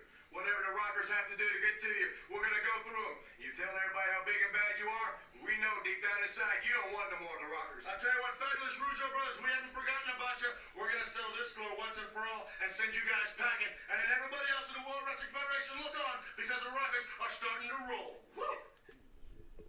Yeah. You seen that Marty Jannetty Dark Side of the Ring? No. Oh, you got to see that. Is it good? I've actually just seen Dark Side of the Ring forever. Yeah. I saw season 1 and 2 like it was a religious. You should watch it. It's fucked up. He's fucked up. Party Marty? Oh, yeah. He's fucked up. Like, I met Marty Jannetty once at an indie show, WrestleMania weekend in 2013 in New Jersey. A friend of mine had a friend that was working the show. He was like a vendor. And so we got him for free. And there was all kinds of guys there. Jushin Thunder Liger wrestled on the show against like John Morrison. New Jack was there. Sabu was there. What year was this? 2013. They had Iron Sheik do like one of his last public appearances there because they were in like the New York, New Jersey area. It was WrestleMania weekend. Mm-hmm. I met Carlito, Superstar Billy Graham. A bunch of guys were there. Rock and Roll Express. Ton of guys. And what's this? What I was just talking about? I'm drawing a blank here. We're talking about Party Marty. Party Marty. So Marty walks in, right? And he's like walking in, like dragging his foot. And I look down, and he doesn't even have his shoe all the way on, and like his fucking foot and ankle are like this. Like, and he's just walking like that. And I'm like, how's this guy going to wrestle a match tonight? And he like showed his foot to us, and I was like, "Oh my god!" I was like, "Why are you?" I'm like, "Why don't you go to the doctor?" He's like, "I can't afford it. The medical bills." He goes, "I've been trying to get sober with the WWE and their program, but they don't want to pay for my rehab and blah blah blah blah. If they pay for my rehab, then I can get the surgery and this that and the other." And like his foot has been fucked up for like years, yeah. And so. Yeah, it was it was quite the sight to see. And then in the documentary, they talk about his foot and how he can't move around and he's in a wheelchair and he's not really even wrestling anymore. He just does like appearances, but he's just so messed up. Like his life is in shambles. He's got no business posting the things he does on social media. It's just awful. It's awful to see. So we got one of our featured matches here: Tito Santana against the Widowmaker, and we are currently. I never heard Barry Windham called that before. Yeah, this was a quick run in WWF. He didn't last very long. Damn, look how big he is. I I knew Barry Windham was in the WWF, but like, how was he not over? Look how fucking big he is. Yeah, I don't know what this was about. I thought he's fucking Vince McMahon's like like exactly what he's looking for. Yeah, but he came from down south. You know the deal. Vince never really put a lot of emphasis or effort into guys that were a creation somewhere else. And then if he wanted to create something out of them, it would be through his vision. Like he wouldn't I'm surprised they even let him keep his name, Barry Windham. They just attached the Widowmaker to the front of it. Yeah. We're currently at 1 hour, 14 minutes, and 8 seconds and counting, with about 20 minutes left of this watch along here. Barry Windham. Like I said, this was a short stint. Didn't really last very long. He was even advertised for the Survivor Series team. He was supposed to team with Greg Valentine, Dino Bravo, and Macho Man as a part of the Mercenaries or something like that, whatever their team name was. And he was replaced not long after the announcement with Earthquake. Earthquake would make his debut coming up, and he would be a part of that team. But yeah, when they used to advertise like the pay-per-views, and like especially Survivor Series, they would show the teams in the magazine. Yeah. They used to put it in the magazine, and then they would promote the magazine on TV to go pick up the magazine to see who made the teams for Survivor Series. And he made the Survivor Series team in the magazine. So I was like, oh, bad news, I'm sorry, Widowmaker. He's, teaming with Macho Man or whatever. And I knew him as Barry Windham from NWA, Four Horsemen. Of course.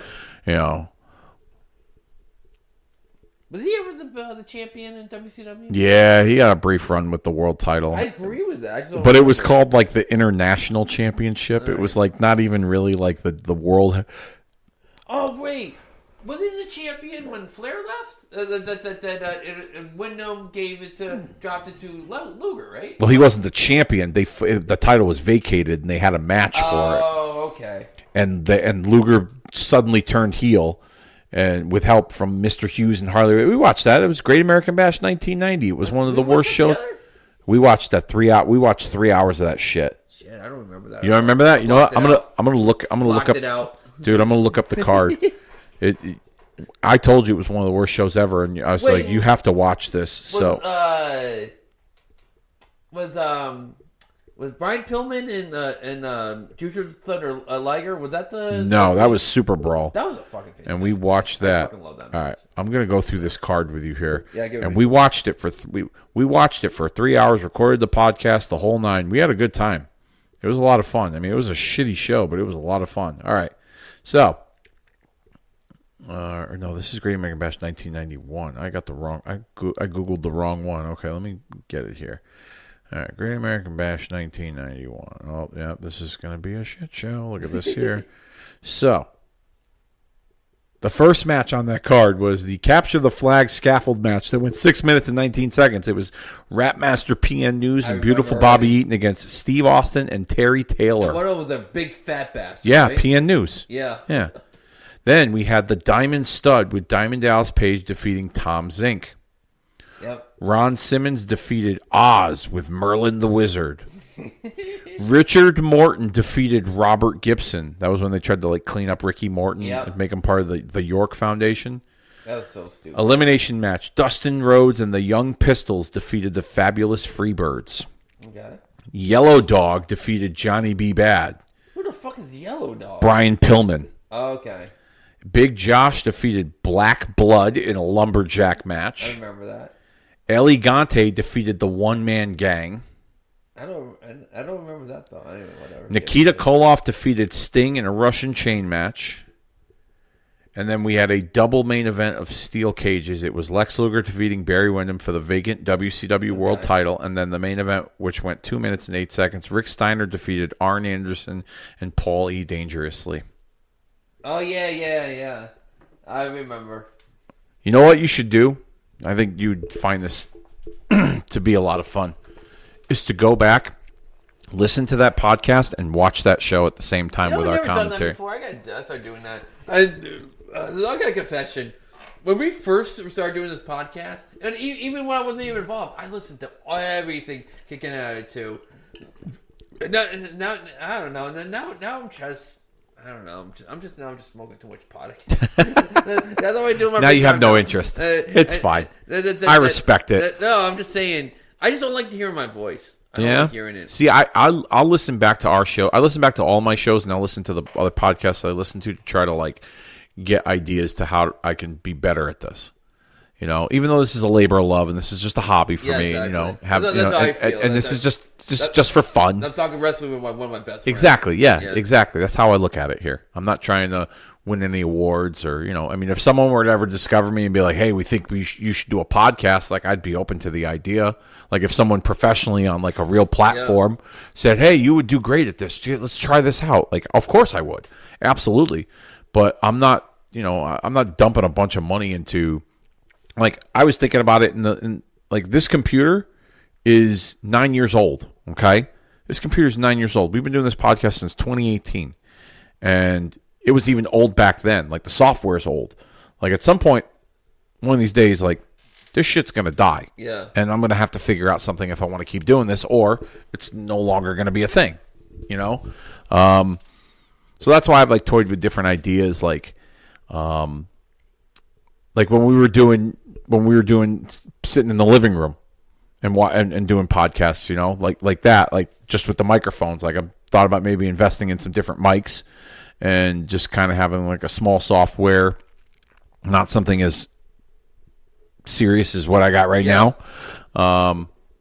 Like I'm thinking about revamping this setup a little bit and like getting rid of this table here, and we're just gonna have like two chairs, kind of like that over there with like a coffee table. I think that's kind of cool. You know, like and like we'll just sit here and just kind of have the setup like here, like this. You know what I mean? So yeah, that's kind of where I'm at with it right now. Just trying to figure some stuff out, money wise and shit like that. You know, see what the interests are, because I'll be honest with you, as much as I appreciate the people that do listen to this, there are times where, you know, sometimes my schedule doesn't allow me to do this, or if I do have free time, like maybe I just don't want to do it, you know. And it's not saying that I don't have a passion for it, because I love talking wrestling and having fun watching these with you, but I'm also at the same time like trying to be realistic about what I got going on in real life, you know. Yeah. So and the few times that you have time to do it, not necessarily I have time. exactly, to do it. yeah. So it's just, you know, I mean, it worked out today, and you know, we'll see what happens, you know, for the next episode. Like that's why I don't do them weekly. You know, maybe once or twice a month, you know, depending on the schedule. Sometimes I, you know, usually like WrestleMania season, I'll throw out a bunch of content, and kind of do it somewhat weekly. But, you know, this is a little bit of a down period for us, which is all right. But, you know, it doesn't mean that this is going to be over with necessarily. Just trying to figure some stuff out and, see what's best for the podcast and what's best for the two of us. Yeah. And, you know, we'll take it from there. So don't be alarmed to those of you listening out there. I still love doing this. I still enjoy doing this, and I still appreciate those of you that listen. I mean, you know, the anytime anybody wants to listen to somebody like us, just two regular guys talk wrestling, we both greatly appreciate it. Yeah. You know, we're not the Conrad Thompsons or the Chris Van Vliets or, you know, the Eric Bischoffs of the world that have their, you know, big podcasts with all their wrestling experience. Like, we're just two fans just bullshitting and talking wrestling. And sometimes as we watch what's in front of us on the TV screen here with this Prime Time Wrestling episode. So we're continuing here with this Widowmaker, Tito Santana matchup here, as we got Bobby Heenan and Gorilla Monsoon in the studio. When they would do a commercial? A commercial, come back and they're talking and they'll go right back. And then they don't go into the match. Yeah. Fucking bananas. Yeah, I don't blame you one bit. I mean, it kind of like takes away the momentum of it as you're watching it. You already took the momentum for the commercial. Now you're just giving it the death sentence. Yeah. Oh, no, I agree. 100%. I definitely agree. Wyndham with that, like, what was that heart punch, I think? Was that his finisher? I don't even know. I don't know. Is it like that like throat punch or whatever it is? I tell you what. Or is it like that running clothesline lariat? I can see that being his finisher, too. If I'm a pro wrestler, I would take a fucking, like, I don't know, some stupid powerbomb shit over a heart punch. No, thank you. One miss, one fuck up, and you're dead, essentially. No, thank you. Nope. No, I'm not taking the heart punch. No. Oh yes. What more? All right. So what? So you said you wouldn't take a heart punch. No, because like What other moves? What other moves wouldn't you take if you were a wrestler? So I wouldn't mind the power driver. Really? Nah. See, I'd be scared of that. Anything that's kind of like I'm going like backwards and like I could do a fan. All day every day I would do a face bump, but like a back bump where I totally can't see. That's the basics of wrestling. I don't know. Like that's why I wouldn't be a wrestler. Yeah. I'd be too freaked out. See, like he just had like Tito just picked Wyndham and put him up off the top rope, and Wyndham had to do like a somersault back bump. Like that's a basic bump. Like I could do whatever. I could see right there. Look at that backdrop. Yeah, that's okay. Okay. But I mean, like I'm trying to think of like a finisher. Like I'll give you one. Like when someone would put me on the top rope, right? Instead of doing like a suplex or whatever, they'll like make me vertical and grab my neck and do like a neck breaker like that. Okay. I would never do that. Yeah, I could see why you'd be apprehensive to let somebody control your body like that. If you reversed it, I'd be okay with it. What, like because you want to see it? Yeah, exactly. Okay, so like almost like a diamond cutter or a stunner type of. Totally okay with that. Yeah.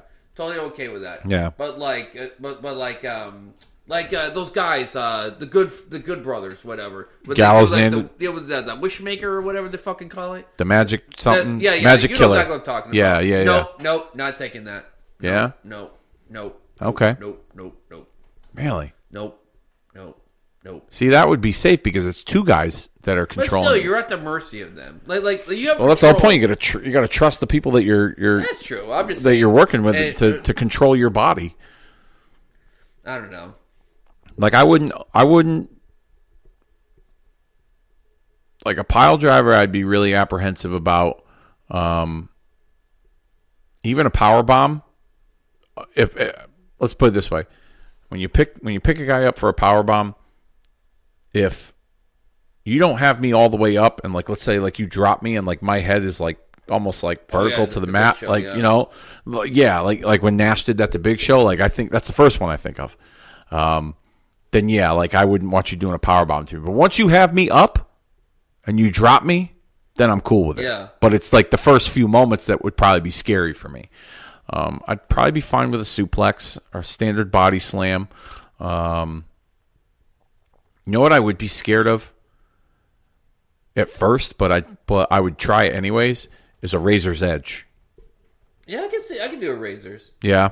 But you're not seeing anything. That's a good point too. You just said you don't like it if you don't see where you're landing. He does it. He doesn't launch you. He kind of goes. He kind of like goes down with you. Yeah. Okay. All right. I get that. Oh, figure four. Second figure four on the show. Look at that. Tito with it on Barry Windham here. That's another thing too, man. You better booking. Come on. When you already saw the figure four, you're gonna put that in the main event. But what's the odds though? What do you think though that both those matches were in the same arena? Well, Primetime Wrestling, they used to take clips from like different matches from different venues. You know what I mean? So like, one would be from Wrestling Challenge, one would be from Superstars, one would be from Saturday Night's Main Event. Like they would just kind of, and then there was usually like a Primetime Wrestling exclusive match that didn't air on any of those shows. They would be your featured match on the program. And how does that work? I always wanted to ask this question. Okay. I'm so glad I get to ask it. Okay. So Primetime Wrestling. Yep. Was it like at like a same venue all over, or like they would announce in Dayton, Ohio, we're going to do the Primetime Wrestling, in Hartford, Connecticut today would be the. I don't know if they would. I don't know if they would announce it, but like they would do. They would, film matches across the country at different venues for different events, and then they would take those and they would put them on. Like Primetime Wrestling was almost like a greatest hits kind of show of like the week in wrestling sort of thing, from like what took place here, what took place there. Like sometimes they used to run matches like from Madison Square Garden or Boston Garden or Maple Leaf Gardens, and they would put them on Primetime Wrestling. and they might use that as the featured match, kind of thing. So it's just whatever they just decided to put together, I just remember when I went to Survivor Series 1990. Yeah. Like the production and the lights, it wasn't so black and it wasn't so dark. Yeah, it was very flashy. Like you knew you were going to watch something unique. So I was always like, I was crossing my fingers for that one time. Yeah. Hartford to have that and be like, oh my God, we're going to be in primetime wrestling. Yep. But you go, you just tell it was so black. You know what I mean? Yeah. If you went to a live show in the 80s, ladies and gentlemen, of Kicking Out too, you knew when you're in a house show when you're something different. Yes. Yeah.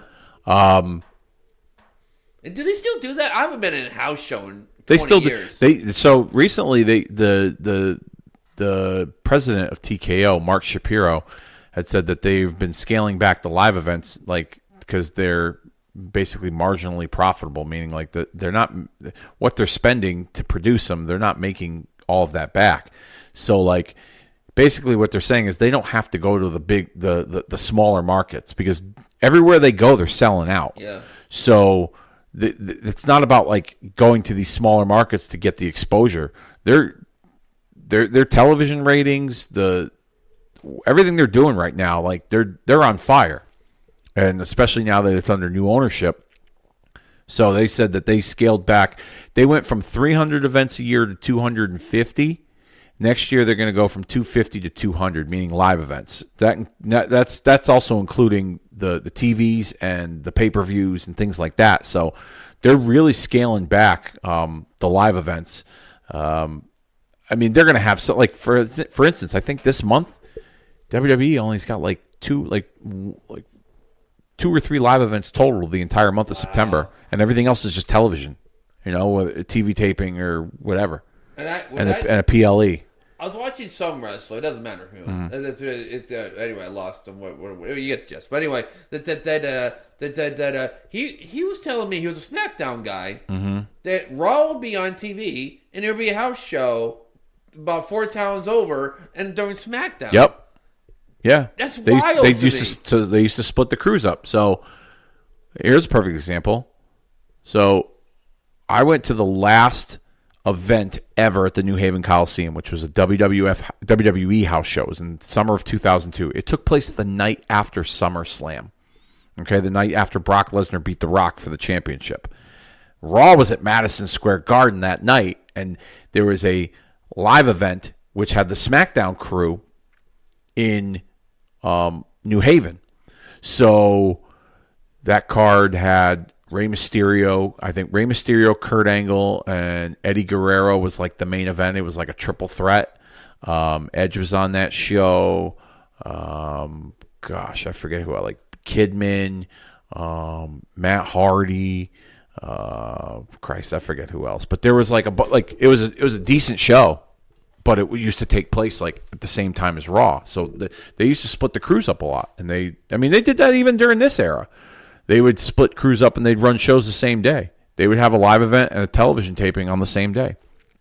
Or if they didn't have a TV taping, they would do, especially if Hogan was the champ for a while, they would do a live event. Hogan would work the middle of the card with someone, and then after that match, he would get in his car and he would drive to or get flown to the next town to work the main event of the show that's going to take place a few hours later. So if it was a matinee show at 1 o'clock in the afternoon, Hogan would work the fourth match in right before intermission and then be done and then get to the next town so you can make the main event for the 8 o'clock show. That's really smart. Well, they did. Yeah, they did that because especially when Hogan came on board, he was the golden goose. So everyone wanted a piece of that merchandise money because of him. And so they were getting a piece of the merchandise money or whatever money they were getting a bump and pay every card that Hogan worked on. So they just double-shotted Hogan for a while until the point where when they would do split shows, Hogan would be on one show and Savage and Warrior would be on the other show.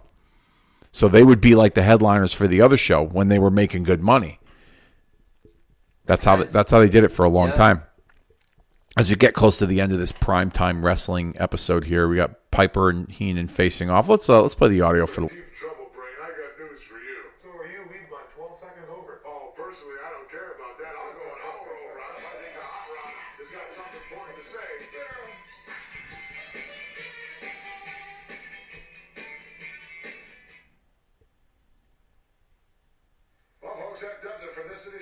Time Wrestling. Next week, we'll be right back here at the same time in the same place on that dial.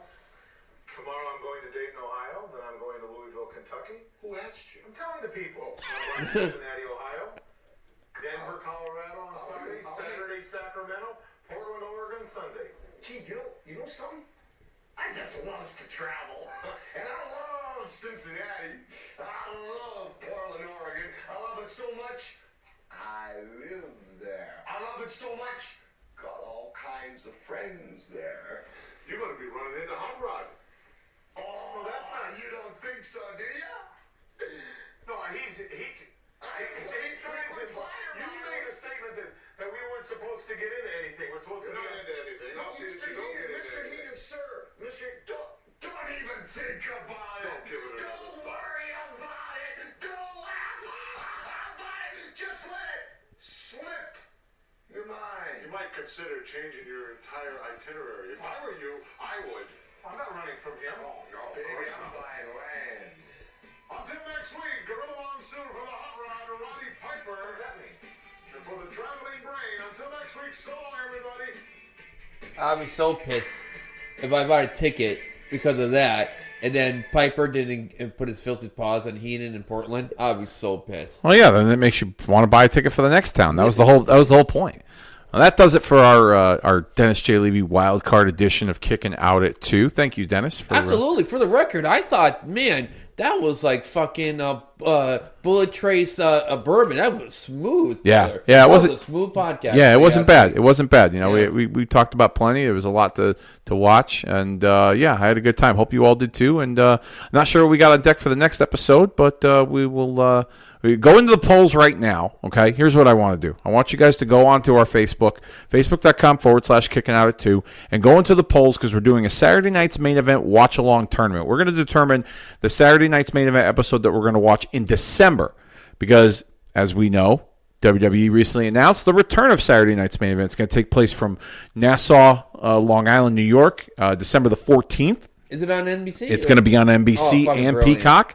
It's going to be a 2-hour special, prime time on a Saturday night at 8 o'clock. So I'm looking forward to that. So in celebration of that, we're going to run a special watch-along of a Saturday night's main event. So right now in the polls on Facebook, currently the first-round matchup that is on the polls that you can vote for now is the October 3rd, 1987 edition of Saturday Night's Main Event. That was the night that the Mega Powers officially formed. Hulk Hogan had saved the Macho Man from Honky Tonk Man and the Hart Foundation. Hulk Hogan also wrestled Roman Reigns' father, the late Sika of the Wild Samoans. There was some other action on that show as well.